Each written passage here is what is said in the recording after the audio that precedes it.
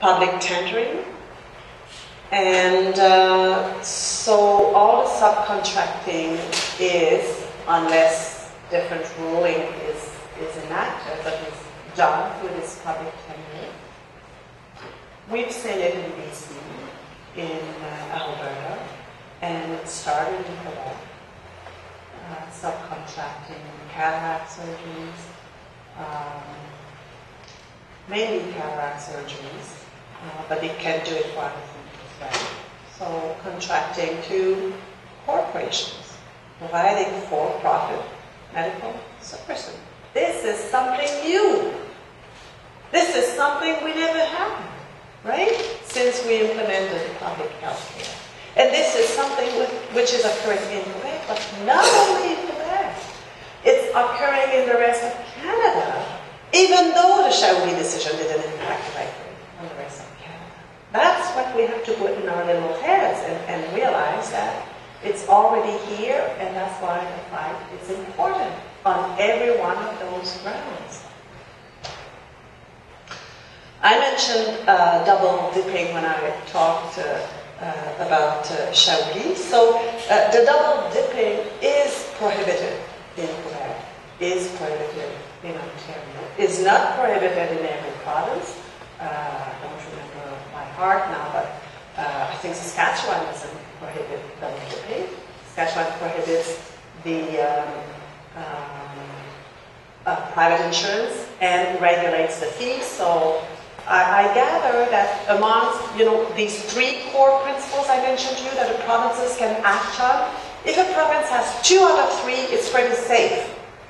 And most provinces, except Newfoundland and Prince Edward Island, which do not represent a big market for the industry, for the insurance industry, but all other provinces have at least 2. So they're pretty, but it's important to have those. So the double dipping is something I see that as a major fighting ground at this time across the country, and especially in Quebec. There are really strong voices in Quebec calling for lifting this prohibition on double dipping for physicians. And some, even, Chaoulli, of course, has been saying, following the Chaoulli ruling, the government of Quebec should have lifted that prohibition on double dipping. And I think there is a lot of confusion about what the Chaoulli decision said, but I will not get into these details.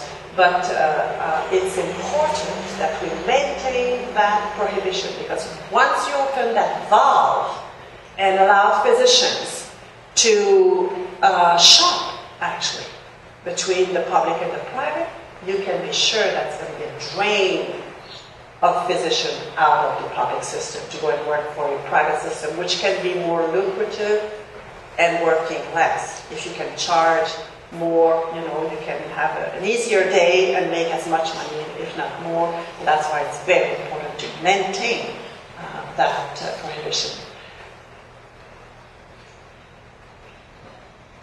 And the last structural change, which is being discussed as well in Quebec, there are some pilot projects going on, but it's still under discussion. And this discussion is going on in other provinces as well, including Ontario, Alberta, and BC, is to change the funding formulas for hospitals, saying that we should, instead of having these historical block funding for hospitals, we should go for activity-based funding, which would mean better control of what's going on. I mean, there's a whole economic argument, right, to say this would be better. Well, maybe it could improve something. I'm not saying that our funding formula is perfect and there is no improvement to be done. What I'm saying is that the change for activity-based funding is after something. And that after something is to allow a slicing down of our Medicare and be able to facilitate the contracting out of services.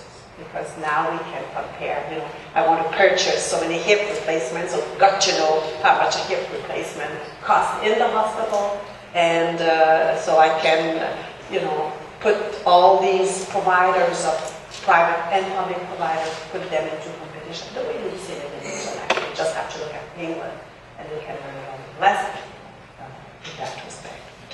So, so that's the sixth structural change.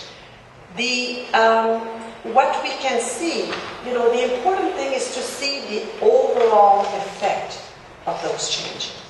They're not isolated. It's important to understand the workings of every one of them, but it's important to understand what they do when they're all there in place, and the way it can really change things, the way we start.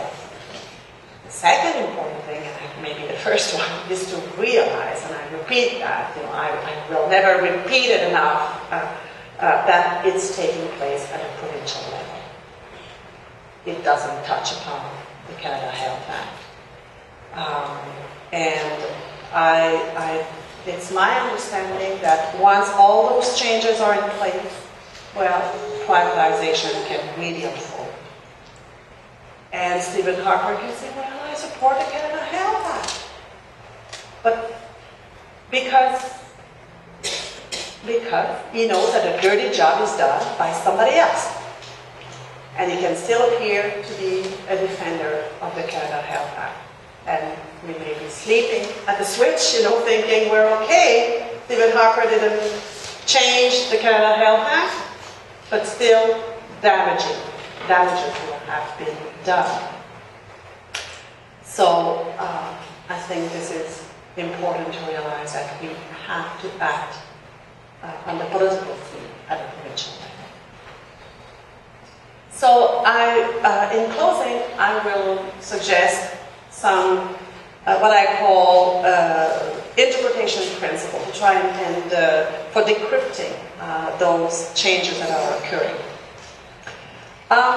The first one is that what we are presented as new ideas to reform our healthcare system is actually, when we analyze them, is there to help develop private markets within our healthcare system.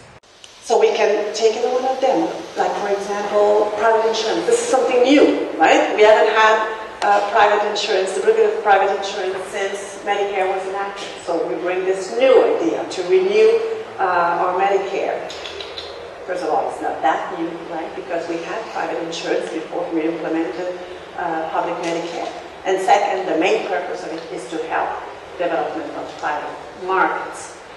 The second principle that we have to be careful about is that you will hear, and you do hear, we've been said that for the last decade, I think.